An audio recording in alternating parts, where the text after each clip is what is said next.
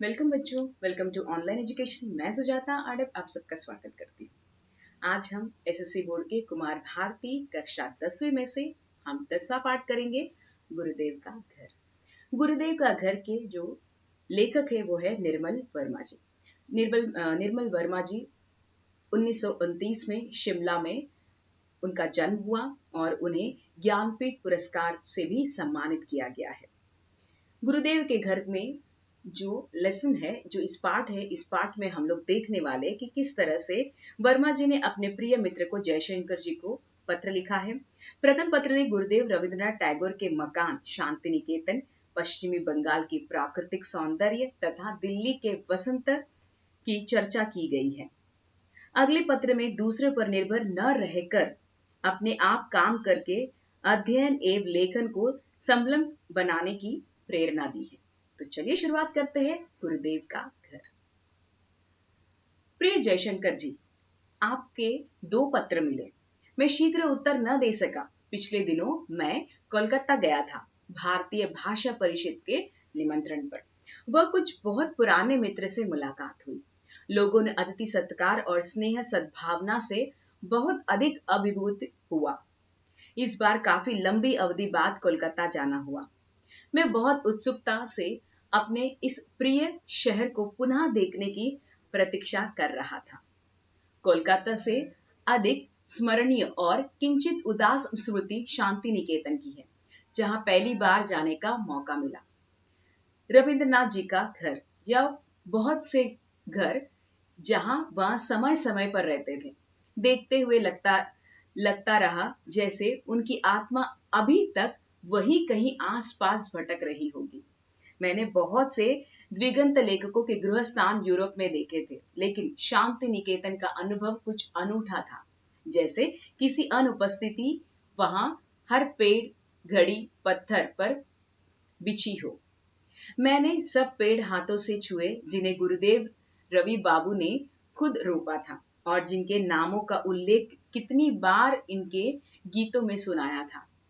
एक दिन हम शांति निकेतन से कुछ दूर उस ग्राम्य प्रदेश को देखने भी गए, जहां पावा नदी बहती है। संतालों की रम्य झोपड़ियां, शाल के खेत और पेड़ों से घिरे पोखर सबको देखकर अनायास शरद बाबू के बहुत पुराने उपन्यासों का परिवेश याद हो आया, जिन्हें कभी बचपन में पढ़ा था। पश्चिमी बंगाल की प्राकृतिक सौंदर्य भारत के अन्य प्रदेशों से बहुत अलग है। कहते हैं मानसून के दिनों में वह और भी अधिक रमणीय हो जाता है।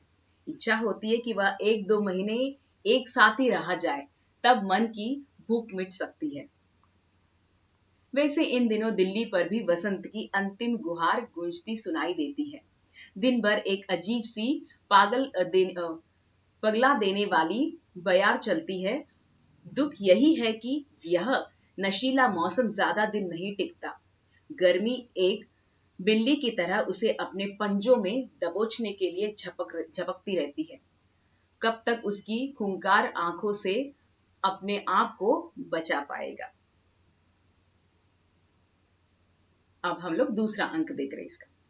आज ही आपका दूसरा कार्ड मिला। यह जानकर प्रसन्नता हुई है कि आपको साहित्य सम्मेलन में मेरा दिया वक्तव्य ठीक लगा। उसे मैंने धीरे धीरे बीमारी के दौरान लिखा था, इसीलिए उसके बारे में ज्यादा आश्वस्त नहीं था।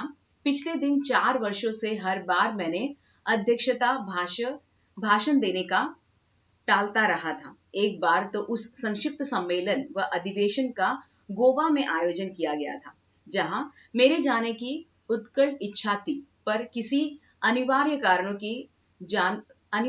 की वजह से मैं जा नहीं पाया था। आपको और कुछ अन्य मित्रों को हिंदी भाषा और साहित्य के बारे में मेरे विचार अच्छे लगे, यह जानकर सचमुच बहुत प्रसन्न हुआ। आपके पिछले एक पत्र में उदासी और अकेलापन का दबा सा स्वर था, जिसके मुझे काफी परेशानी किया। मैं सोचता हूँ आपको जब बहुत कुछ अपने जीवन का दूसरे पर निर्भर न रहकर स्वयं अपने काम, अध्ययन और लेखन का संबलन बनाना होगा।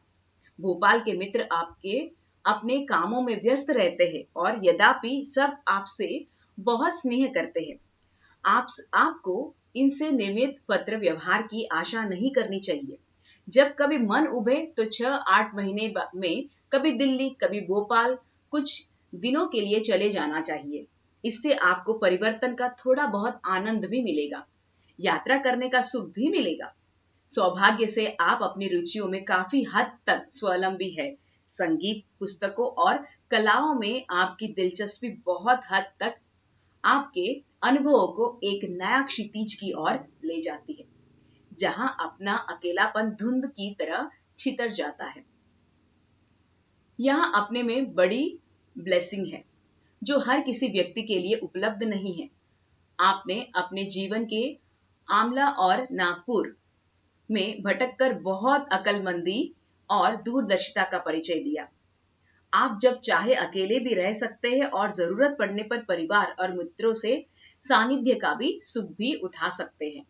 मैं समझता हूं यह एक अच्छा उपाय है, जब तक कि उसके कोई बेहतरी विकल्प नहीं ढूंढ लेते। मुझे खुशी है कि आप इस दोनों फ्लेवर्स के पत्र पढ़ रहे हैं। रिल्के के पत्रों की तरह ही वे मुझे बहुत ही प्रेरणादायी लगते हैं। कैसे एक व्यक्ति अपने समूचे जीवन को अपने लेख के प्रति समर्पित कर देता है। वह सचमुच सही अर्थों में एक साधक थे। उनके जीवन की उनके लेखन और लेखन उनका जीवन था। मैं आजकल उनका सरवागी का नया उपन्यास कोई बात नहीं पढ़ रहा हूँ। मुझे यह बहुत अच्छा लग रहा है। आशा है आप भी कभी आप उसे पढ़ पाएंगे। जब विजय शंकर नागपुर आएंगे, उनके हाथ में उस उपन्यास को आपको भिजवा दूंगा। आपकी माँ अब कैसी है? नागपुर में आप कब तक रहेंगे? स्नेह, आपका निर्मल। तो ये है उनके दूसरे पत्र के बारे में। तो इस तरह से हमारी जो गुरुदेव का घर है ये समाप्त होता है, और मुझे आशा है कि आपको सुनकर अच्छा लगा होगा। धन्यवाद।